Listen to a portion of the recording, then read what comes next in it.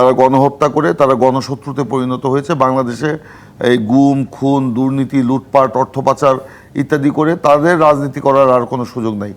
এই তারা প্রচুর টাকার মালিক হয়েছে। যে বাবু হাজাজ ভাই বলেছেন উনি দেশে বিদেশে খবর রাখেন, যে উনি বললেন এক জায়গায় পরিবার ইউরোপে পরিবার রাখেন, দুবাইতে দেখা করেন, দিল্লিতে গিয়ে আবার বসবাস করেন ইত্যাদি ইত্যাদি। তাদের প্রচুর টাকা আছে, এটা জনগণের কাছ থেকে লুট করার টাকা। এই টাকা তারা উড়াচ্ছে, এটা তাদের মানে ব্যর্থ আস্ফালন বলে আমি মনে করি।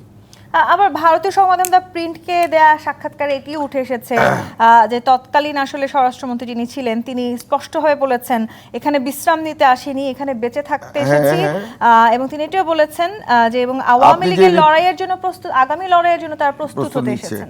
তো আপনি যে রিপোর্টের কথা বলেন সেটা আমিও দেখেছি, যে কলকাতায় তিনি নাকি বিশাল এক অ্যাপার্টমেন্ট নিয়ে আছেন, সেখানে আওয়ামী লীগের নেতাকর্মীরা নিয়মিত যাতায়াত করেন।